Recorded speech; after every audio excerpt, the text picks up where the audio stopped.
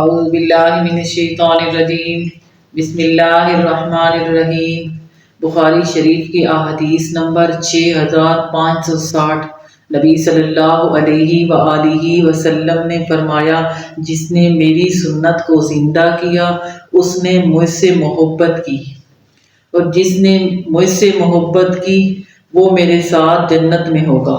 ویسے تو نبی صلی اللہ علیہ وآلہ وسلم کی تمام تعلیمات، احکامات، ارشادات تمام جہاں سے افضل و مکرم ہیں، اور ان پر عمل کرنا ہر مسلمان کے لیے باعث اطمینان قلب ہے اور آخرت میں کامیابی کا ذریعہ ہے۔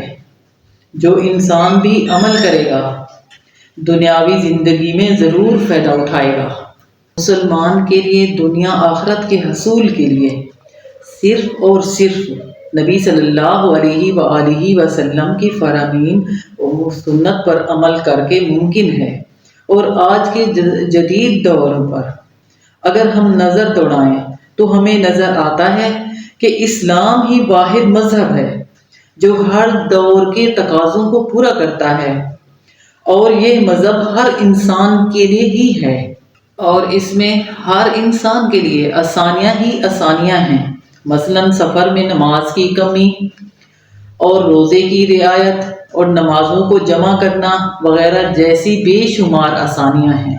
رمضان کے مہینے میں ہر مسلمان کوشش کرتا ہے کہ زیادہ سے زیادہ اللہ کی رحمتوں سے مستفیض ہو، عبادات و ذکر و اذکار میں مشغول رہتا ہے، نماز روزے کے ساتھ ساتھ نوافل، صدقہ و خیرات اور دوسرے معاملات پر توجہ دیتا ہے۔ اور آخری عشرے میں عام طور پر لوگ اعتکاف میں قیام کرتے ہیں۔ اس میں اسلام نے آسانی کی ہے کہ اعتکاف جو نبی صلی اللہ علیہ وآلہ وسلم کی سنت ہے، لازمی نہیں کہ اعتکاف آخری عشرے میں ہی کیا جائے۔ اس سلسلے میں بخاری شریف کی حدیث نمبر 2036 ہے، جس کا مفہوم ہے کہ نبی صلی اللہ علیہ وآلہ وسلم نے اعتکاف رمضان کے دوسرے عشرے میں کیا۔ آپ کے ساتھ صحابہ کرام نے بھی اعتکاف دوسرے عشرے میں کیا۔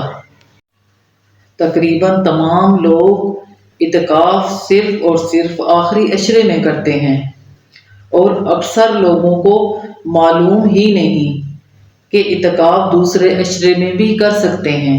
اس رمضان میں دوسرے عشرے میں اعتکاف کر کے اس سنت کو زندہ کر سکتے ہیں، اور ہمیں انشاءاللہ بہت زیادہ ثواب ملے گا، اور لوگوں کو مسئلے کا علم ہوگا۔ ذرا غور کریں، ہمارے دین میں کتنی آسانی ہے کہ انسان کے پاس کتنی چوائس ہے کہ چاہے تو دوسرے عشرے میں اعتکاف کرے یا آخری عشرے میں۔ کتنی آسانی اور لچک ہے جو اللہ نے ہمیں دی ہے۔ آج کل کے تیز رفتار دور کے مطابق بھی ہے۔